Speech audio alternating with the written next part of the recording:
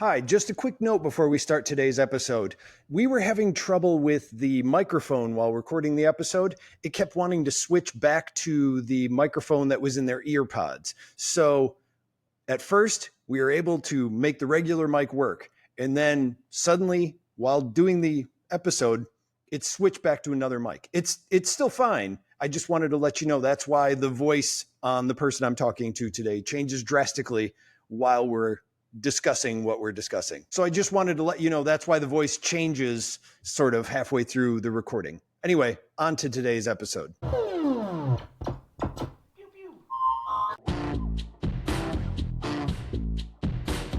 Hi, I'm Tom Ray from the band Lorenzo's Music, and this is another Lorenzo's Music podcast. This is a show where I talk to artists, musicians, and other people who are also involved in making things for said artists and musicians. And one of those people who makes the things that help out musicians is with me today. And why don't you introduce yourself and tell the people who you are and what it is you do? I'm Kirsten Lambertsen, and I think I'm mostly here because I build the indiebeat.fm. That is correct. You are mostly here because of that. Yeah. And I only just recently heard about IndieBeat. Indiebeat.fm, you said? I want to make sure I get the right address. Okay, there we go. It's the indiebeat.fm. I will. Okay, side story. I have discovered, and I'm assuming this is why you did it too. You look for a domain name and it's taken. You put the in front of it. 9 times out of 10, it's open. I have several sites that start with the. Totally. And I really, I don't always go with the because I don't like it, but I was like, this works with this one, so I was okay with it. Yeah. I agree. I even like you use the abbreviation of it a lot too, and starting with the T, it is really kind of interesting. So now you've got like a 4 acronym sort of thing for it. But anyway, we're getting off track here. What I want to know is, so we're here to talk about IndieBeat FM, and it is a station I learned about from another person I interviewed who does Bandwagon, and we'll get into the integration and the connection of that. But first of all, just kind of explain IndieBeat as a platform and how it works for people who don't know. Great. Okay. So the IndieBeat is a radio station, an online radio station, plain and simple. But what makes it different from other things is that we have an integration with Bandwagon. Mm-hmm. And so when artists upload their music to Bandwagon, they can decide to opt in to be distributed and have their music played on the IndieBeat. And when they do that, it just automatically comes over to the IndieBeat. And so there's a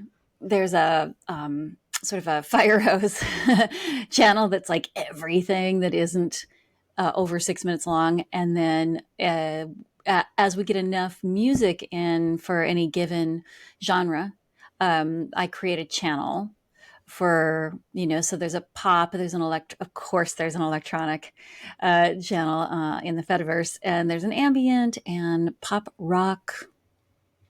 I think that's what we have right now. And then there's also a spoken word. We just recently added that.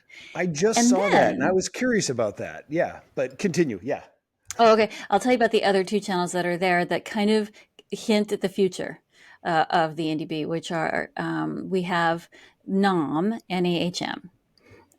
If anyone's familiar with his work, he curates a playlist every week that's just phenomenal. And so that now is its own station, its own channel on the station. And then the folks that do the bonk wave crowd, right? Mm-hmm. There's that one's being managed by Reef. And so then we have a bonk wave channel. And so those 2 channels, the genre channels are managed by me, right? I put music into those. But the other 2 channels, NAHM and bonk wave, are managed by other people. And that's kind of where I hope to see the IndieBeat go. Now, that was one of the questions I was going to ask is, while it's connected through Bandwagon, I was wondering then, and I think I even asked this of Ben when I spoke to him, and that's why I was like, oh yeah, I should have you on the show. Because he's like, I don't know, you'd have to ask her. And I'm like, duh, I will. So when those are chosen, it's not just a you click yes, send it to IndieBeat, and then it goes boom. Now you're on IndieBeat.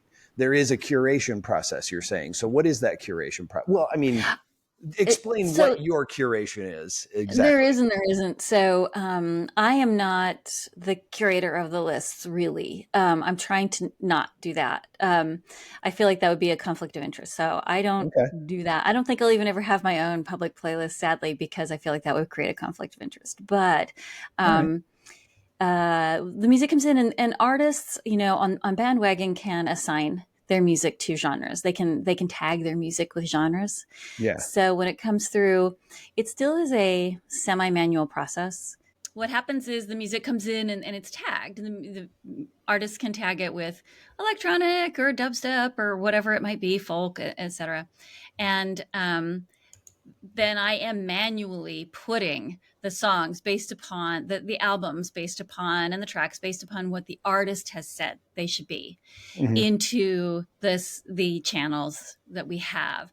Everything, as long as it's under 6 minutes, goes into the big fire hose, the one called Mm-hmm. Everything. Mm-hmm. And then, yes, I go through and I say, oh, okay, if this is something that we have that is tagged according to one of the genres that we already have a channel for, then I add it there as well. Okay. But with the other two, right, with Nom and Bonkwave, Yeah. those, they actually upload directly some tracks themselves, right to their channel. They do. Okay. So there is a way to do that. And how is this all being taken care of on the back end? So Ben has done a fantastic job of setting up an API, right, that works great for me. And right now, I have not set up anything to work with that API. Okay. I was able to set up. I am a developer. I can do it. I will do it. I'm just so swamped right now in my personal life. But as so many of us are who are trying to contribute to this music effort in the Fediverse, right? Yeah. Um, it was an AzureCast instance that I threw up. It's not any great coding feat on my part. And it's barely customized, but he sends me, I literally get tracks. I get notified about new music by email, Okay. and I download a zip file of everything I need and unpack it. And I'm just, in Linux, like I'm just in the terminal doing Yeah. this and then uploading the music that way. So it keeps me busy all week. Mm-hmm. The music is still just flowing in a And lot every day. these tracks you're getting, they're from Bandwagon, or you're getting them through IndieBeat? Like, what's the connection of how you receive these tracks when they come through? So it's from Bandwagon. Okay, so it is from that. But I do keep a copy of the music file on the IndieBeat. That's kind of necessary. Okay. So it's not like I'm streaming it from a file that lives on Bandwagon. We actually, I pull over a copy of the files and stream Yeah. it from my server. Yeah. Okay. And the And art what, and all that stuff, the data, the metadata, all that. which I do like that. I do like that it shows all that metadata information when the songs are playing on the website. And what inspired the radio station to begin with? First of all, how long ago did it come out? I guess. How long has it been around? So it's funny. I was looking because I figured you'd ask that question. Yeah. I looked on Mastodon to see, when I announced it, and it was January 2nd. Oh, of this year. Yeah. Okay. All right. So it So is that's why you okay. haven't So heard it's of it. It's a baby. It's brand new. right. Well, that's what I'm saying is I feel like I just heard about it recently, and I was going to be like, if I had then heard, oh, it's been around for years. Well, golly gee, I wasn't paying attention No, then. January. And it's a cool Fediverse story, right? Yeah. I had created a Mastodon account, God only knows when, a while ago. And Yeah. then, drifted away and lost track of it. And then recent events brought me back. Hmm. So I had a second account I created in 2022, and I picked that back up last year and started, hanging out on Mastodon. And then I don't remember what it was that made me ask the question. I think it's because I had read some news about the acquisition of Bandcamp. Right. The And third acquisition of the Bandcamp. third acquisition, which Yeah. was the worst kind, right? It was private equity, and I just knew that that was very bad news for Bandcamp Hmm. fans. I mean, weirdly, it seems to be kind of hanging in there. So maybe it'll be the exception that proves the rule. But I just on Mastodon just said, right, is what's out there that's a replacement for Bandcamp in the Fediverse. And unlike if I had asked that question on the Bird site or somewhere Hmm. else, people answered. Right. I got all kinds of answers. And one of them was you should, talk to this guy, Ben Pate, because he's building something. Hmm. And the rest is history. Ben and I hit it off. I'm from Wyoming and I went to college in Colorado. So he and I sort of have that, Western Right. cultural understanding of each other, I would say. And he's just a great guy, right? Like anybody would love Ben. So we started talking about what should it be? Why are we doing this? Making sure we kind of had shared ideals and values and stuff. But my thing was, oh, someone's already building Bandcamp, right? It's Ben. And I, as a listener, I'm not I don't have a band, never have. I'm not a music artist. Like I can play piano. That's my great thing, but I've never been in a band. My thing is that I'm a listener. I'm a Hmm. music lover, like a lot. And Hmm. so my thing was, there's things I want to do and I hate Spotify. Bandcamp's pretty good, but there's things I want to do. And I think, and what I know from talking to lots and lots of artists of all kinds from my other lives is that discovery is the biggest problem. Yeah. And so I was like, okay, I think this is something that I can bring to the party that will help artists, help people discover music and share music, and at the same time, um, it also fills something that I want, which is a place to have music that I buy and put it into playlists Hmm. that isn't owned by some evil venture capital. Well, and that's the interesting thing is I know a few people who do music shows, and also little background. I have in the past couple of years gotten back into listening to shows on streaming college radio and things like that. Like, first of all, you're located in New Jersey, aren't you? Yes, Okay, I'm the so Jersey WFMU, Shore. big fan of Yeah, WFMU. I'm yeah. actually I was listening to it before we started talking. So things like that, that KEXP, KUOM in Minneapolis, KOOP Yeah. in Austin. Ooh. Yes, Do you so have a I list do. somewhere of all your favorite college streaming stations? You No, should no, put a these list. are just what I say when I tell my phone or whatever I'm using to play that. I I want and your I know list. what shows are on. Like my favorite one is Rex on Saturday mornings or afternoons. I guess for me it's mornings on Uh-huh. WFMU, and then Toddophonic Todd and things like that. It's I've got shows that I love to and the music they play, and I discover stuff. And the best part, and I was actually just having this discussion in the social media network forum or discourse where they were talking about someone was talking about GarageBand, and GarageBand, before you could upload your music, you would have to review and rate like 5 songs, but sight unseen, it was just the audio, and you would rate them, and then you'd be able to upload. Like, you had to partake in, it's not just upload your music and then go, hey, listen to my music. You had to listen to other people's music just to get yours on there.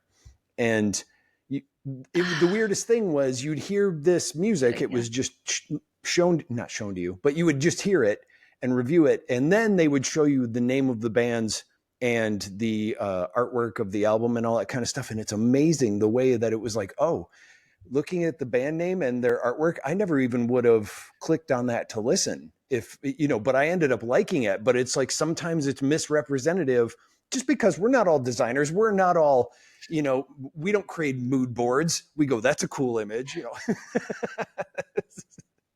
But anyway, Right? now that's what indie beat is like, where it's just there are things being shown. You have the genres, which is good because genres are important. I mean, if there's a genre you really don't like, you're not going to listen to it. But I do Yeah. like that. And also just the music just coming up out of nowhere, and it's stuff that's being put out there. Yeah. And you're saying really it's not necessarily curated, but it's like Well, one thing I've heard you say a couple of times now, not 6 minutes long or over 6 minutes Yeah. long, which can happen. I know that for sure, especially from Yeah. that. But what I was getting at is that comes down to with the downloading music. My argument with Bandcamp is their business model is downloading. And the people I always get a chance to talk to about this with are people that curate music sites or music shows. And of course they download music and save it and create playlists with it, but most people don't. So sorry, I got off on a tangent, but I got back to what my Yeah. original point was. So, and that's the thing. That's why I like the radio station, because it really is just like, we just want to hear some stuff, and slightly Yeah. curated or even within a particular field of interest, much like the federated, web, that sort of thing really helps listening to that. And so even then, when I'm just listening to it, I know these people have uploaded to bandwagons. So I'm listening to it with different ears than I would if I was just listening to a radio or if I was just opening Spotify. So, but yeah, the downloading thing, see, that's the problem. That's what everybody's offer is downloads. So I don't know. I think I was just making a point. I don't know if I had a question there. Yeah, well, that was why I thought, okay, I definitely don't need to be yet another place that musicians need to feel like they have to upload their music and offer downloads. I was, because if there's one thing I'd heard from talking to them, it was like, another place that I feel like I have to be. And so that was one of the reasons that Ben and I said, okay, what we're going to do here is make it upload once and distribute many. Like what else even is the benefit of the Fediverse, right? If we don't do that, that's like, I have a very strong opinion about that. Yeah. That sometimes the Fediverse can be a little bit like, we're not taking advantage of the federated parts. And, the indie beat isn't really exactly even all that well federated, frankly, but in terms of being like with you have Mastodon bots. I know that. And you have the Fedi wall that shows the playlist. And guess what? I did not make that. A delightful other person. And that is also part of the Fediverse. It's fans creating things because they can off of it. Yeah. The music community on the Fediverse is the coolest place I've ever been. I agree. There's a lot of interaction there and a lot of support, and I've been enjoying the people I've met on it. Yeah. And you were talking about, you like the links and the metadata and stuff, right, that show up on the Indie Beat. I didn't make that either because I'm like so slammed. Axwax made that. Oh, he did. Okay. Nice. And that again, like, you just said that, and I knew what you meant. That's also the connection. Yeah. Right. You know what? And I don't even know. I have to watch. I saw you did an interview with him, and I need to watch it because the funny part to me is I feel like a bunch of us who are talking to each other all the time on Mastodon and in our discourse that we have and stuff. I don't know those people's real names. I've never seen them in person. Right. And the first time I've ever seen Axwax's face is from the thumbnail in the video for your interview with him. Agreed. Yeah, because even his icon is a cartoon. Yeah, it's this cool, robot. And he's been so fantastic, and so has this LimeWire. That's the only LimeWire. Is that right? It's not a LimeWire.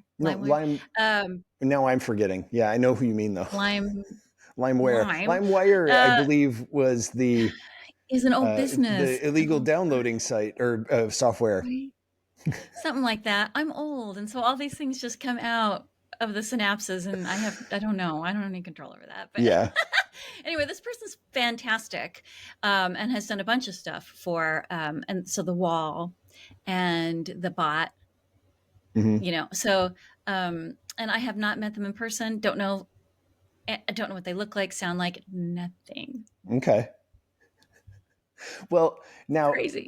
Another thing too is when you were talking about making the site and you just started in January, the other thing that's ironic too is that your timing was actually kind of perfect when you were asking this, because at that time, one of the favorite federated radio stations was just shutting down, which was Radio Free Fedi.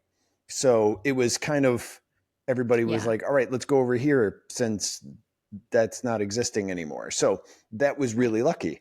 And now the question is, the reason they stopped is because of the time and effort and cost of maintaining a site like this, I believe, was a factor in that closing down. So how are you kind of not running into that, or trying not to run into that problem in the future? How are you maintaining the site and trying to keep it afloat and really make it more sustainable as far So, as running it? avoiding, like, what problem am I trying to avoid? Just, I mean, running audio in a server and having people use it, that's costly. It's, how are you making it so that it Okay. doesn't shut down in a couple of months? That's basically what I'm getting at. Well, I have an income, Okay. right? And so I'm perfectly happy to keep paying to All make right. this a reality, right? Like, and it's right now, Tom, it's not that expensive. It's not Okay. that bad. Well, that's good. Yeah, I mean, I have it on a Hetzner server, and so it's not exorbitant. I think it's gotten up to like $50 a month or something, but like, Okay. are you kidding? I pay more for that for all my stupid streaming services, right? And just so I can watch like watch Andor. Right. So, right, like this is way more worth it. I would give up Andor before I'd give up running the NDB. But there will come a time, because people have asked. I'm sure there will come a time where I will open up some kind of ability for people to support with a monthly pledge or something. Okay. That seems like a thing to do. The other thing I've thought about, right, because I am from the internet and startups, is should I think of a way to should I think of something that people can pay to do that's more, right? Mm-hmm. And so the concept of, and I know that Ben thinks about this too, and we talk about it openly on Mastodon. How could we make a little money to make this all easier? And I don't want to take money from artists. That's kind of a thing I have. I don't Mm-hmm. want to charge the artist. And so I'm thinking about, there might at some point come an opportunity to, one idea is to charge for hosting people's personal music collections, and giving them tools to create their playlists and a way to play it and stuff. I mean, I know that's something I want right now, but I haven't done a lot of research into what the options are. So, Mm-hmm. Okay. yeah. And I do like that mentality of not taking money from artists, because that's something I feel keeps happening. And this also is kind of not that I'm always bashing Bandcamp, but I mean, this is the thing. People who support artists and want to do it because they love music, which the people I've spoken to on this show many times do it because they love the music. Now, there are other things like Bandcamp where they started out going, hey, we're making websites for musicians where people can download your music, because a lot of musicians can't do that. It's not really the case anymore. And now it's changed hand 3 times. They're not music lovers anymore. The owners of the site are not music lovers anymore. They're doing a site that basically goes, hey, artists, you put out stuff. You're going to continue to put out stuff.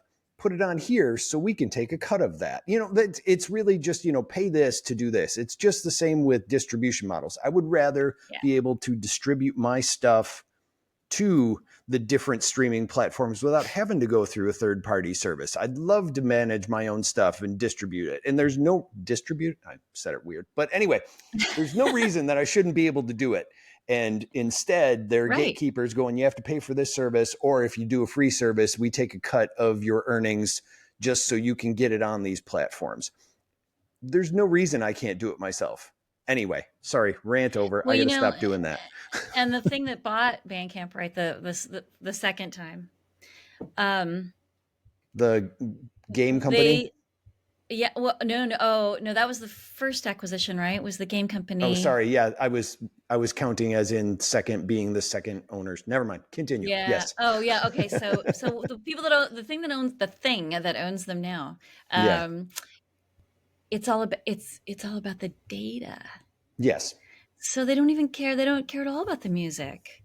It's all Hmm. just data to them. Right. So Yeah. now maybe there's someone smart there that actually said, yeah, but we're not going to have any data if everybody hates us and leaves. Like, maybe, because I haven't seen much change. Have you? No. And uh, yeah, that's the thing. They haven't updated the site. I still put my music on anyway because I don't care. I'm a Creative Commons musician. I'm like, I Yeah, love it when we people love share what my you stuff. do. Now, All right, let's move beyond that. This is becoming Sure. really just me getting angry about Bandcamp. Right. You and I could just sit here and get let's really talk about dark the and let's talk about the different channels. So with the things, the improvements that you are doing, let's speak about the improvements you are doing. I was looking at the Kanban board that you guys have, and one of the things I saw while you were talking about the playlists, and then you also have different genre playlists. You have one up there that's in progress called artist run stations. Explain that to me. What is that that's in progress? so so I would say that Nam and the Bonkwave channels are the first two forays into that project because it's not me. I don't touch that stuff. I gave them logins and just set up the channels for them so they could have them. And I created a space for them, right, to have that channel on the indiebeat.fm, but it's theirs. It's theirs to run as they see fit. And again, they have the ability, like I mentioned earlier, to upload music directly. They don't have to it doesn't have to go through Bandwagon. They don't have to only just curate from the stuff that comes from Bandwagon. They can upload stuff themselves. So that's those two guys are both curators and artists, right? Mm-hmm. But I can totally see where there's going to there may be that may evolve into also artists wanting to have their own channel that they can share with folks. Um, so I'm any artist out there who wants to do that. Just find me, talk to me. I'll make it happen. Okay. Yeah. Interesting. All right. And on top of that, now you have, so getting with these different channels that you have, and I know that there's a section on the site that is different listening options for Indie Beat. And right now you have a Roku app Yeah. that you can install, which is kind of neat. I like that.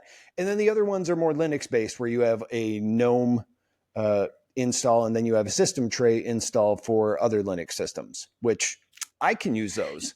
But is there going to be an option to maybe listen on mobile, like Android and iPhone devices and things like that, or is there one that I don't know about, aside from the site, So of course?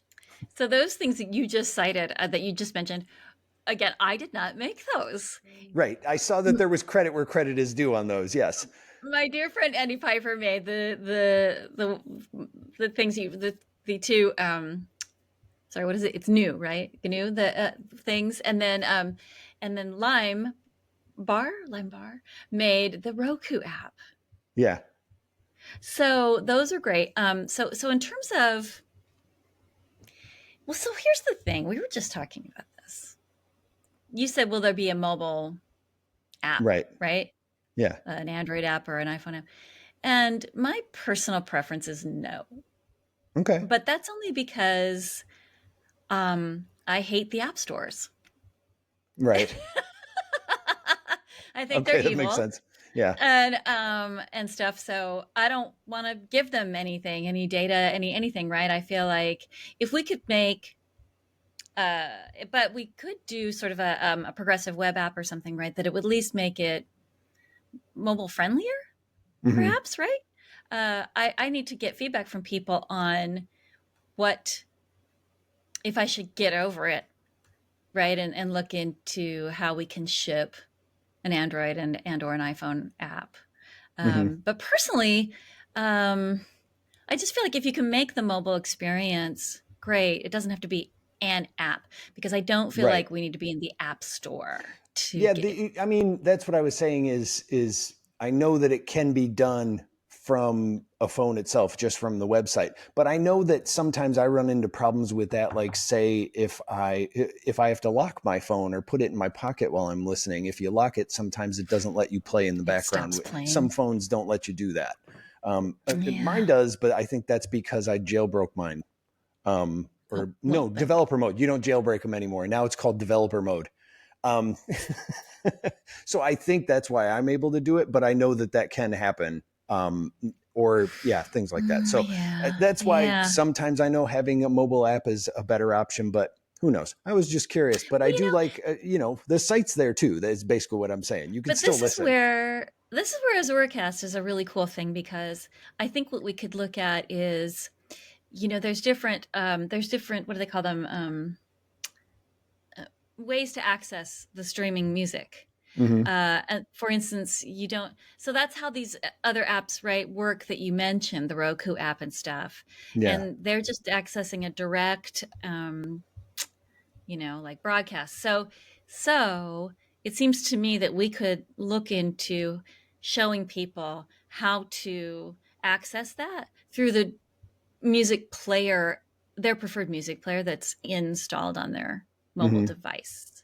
That might be something that I can even find a way to make one click from the site, one tap from the site or something, so that you wouldn't have that bad experience of the music stopping when your phone Or even, locks I up. wonder, now I'm thinking about it too. Yeah, even just having, you have an embedded audio player on there, and it's really just an Yeah. HTML5 audio player, isn't it?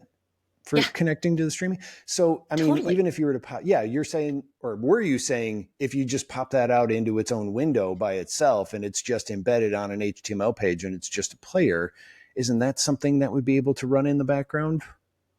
That's possible. I'm not, I'm not the most I knowledgeable love it. We're about mobile brainstorming. things. We're product I know. brainstorming right now. We're Okay. we're do, we're co-developing now. We're Anyway, co-programming. So I'll set up a PowerPoint and show you the benefits of this, and we'll get together in about an yeah, hour. that's Okay, right. there you go. Write me up a white paper, please, Tom.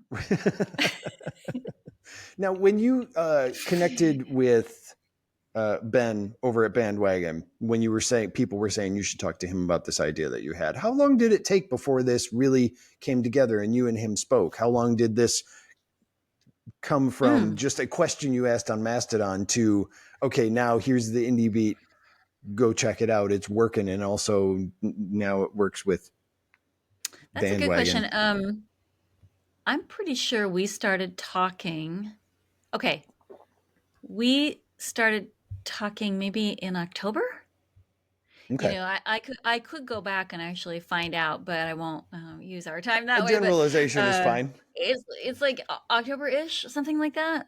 Okay. It's very like I got onto Mastodon. I wasn't back onto Mastodon. I wasn't around very long before I actually was introduced to him, and we got on the phone right away. We got a Hmm. call right away, um, and and then agreed on what we wanted to do. And he went away. You know how that goes. He Mm-hmm. went away and worked on the API. I went away and figured out what I was going to use to stand up the station, and Mm-hmm. ended up going with Azuracast. And then really, my my work did not help him at all, but his work helped me a lot. Okay. So all respect to Ben always. Yeah. Okay, and that's And still then that's a pretty quick turnaround. Yeah. it was right because I didn't have to code anything. All I had to do was learn how to stand up and sysadmin an Azuracast Yeah. instance, and then Which I've whip never up a used that. WordPress website.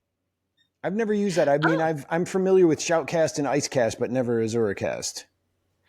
yeah, and those are both integrated into Azuracast. Okay. So maybe But I it's like have a to tell fork you, of it or something like that.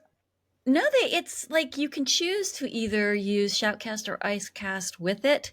Oh, okay. Then I'm not You understanding know, even more what it is. All right. dude, it's so Byzantine, and I'm trying to learn more about the actual technological pieces and parts that go into a streaming platform because really Yeah. that was new to me. Mm-hmm. Yeah, and there's a No, lot it to learn. at least once a year I get I don't know, I get a bug up my butt about doing an online streaming sort of thing, and I'll actually go and install Icecast or something, and then I'm like, uh, never mind. What am I doing? I'll spend an hour doing this. It's like when you were a kid and you're like, let's make our own newspaper, and then you realize you have to make articles and write stuff, and all of a sudden you're like, oh my god, this is homework. So, yeah, no, Yeah. but for some reason, every year I'm like, I'm going to start a radio station. Knock it off, Tom. So, Well, but you actually did it. Azuracast is pretty darn good, by God. And like if you go to Linode, they even have a script that'll just like bing bang boom install it for you. You don't even have to deal with Docker. Hmm. But I wanted to go to Hetzner, so it If I can do it, anybody can do it. Okay. For sure. And then, so did you design the site or did you have someone do that for you? I mean, I did, and it's just what I am really pro at is WordPress. I worked at Automatic for a couple of I years. saw that. Yeah, that you were at Yeah, Automatic, which I did not know yeah. they made Pocket Cast. When Well, they I was, bought Pocket Cast, oh, okay, there you go. I believe, long after my time there. Yeah, So, but they've and when they buy something, like it's usually pretty good. Like they keep it running the way that people like it. They're not buying things to kill them, so that's cool. right, But anyway, so I knew, of course, that I was gonna put it on a WordPress for the user experience part. So that was easy. Whip that thing up and just pick a theme. I just picked a theme that I was like, oh, this totally fits what I'm trying to do, right? The whole, right. again, kind of the Matrix Linux kind of look. Yeah. And that was that. And it I'm looks sure like it'll one of those evolve. things too, where you chose to go no frills. Like you went, one of those things where designers try to make it look like they didn't design, but it's actually like, no, there's a method to this madness. I actually did not design. Someone else made a theme, and I just literally have tried to make as few changes to it as possible Yeah. because I hate CSS. I do not want to do it. I don't want. That's where I'm a Viking, actually. I'm Oh a my CSS god. guy. Yeah. Oh my god. I need to have those skills. I need to get over myself and do it. But it's that joke, right? There's so many jokes about CSS. We Right. could go on all day. But Yeah. anyway, yeah. So Wait, were you it's doing just the a word. Family Guy meme with the shade? Is that what that motion you were just doing was? When That you was pull your way away, of telling me that's the meme? CSS. Or the cat that's like, Right. or it's whack-a-mole, right? Right. When she Yeah. See, like, my way of explaining it, and this literally was my job, because when you get taught how to do web development, everybody goes to school and there's like, here's how you build a site, and here's the best way to do it, and here's what you do here. Well, you know what your job is? And this is literally the way I always describe my job. And I've done this in a roundabout way. My job is to make Amazon look like Facebook. That's what my job is. That's what a front end developers is. So let's say I go to Amazon and they go, hi, we want this to look like Facebook now. Then that's my yeah, job, is to make it look like that and to alter everything. I actually had a job where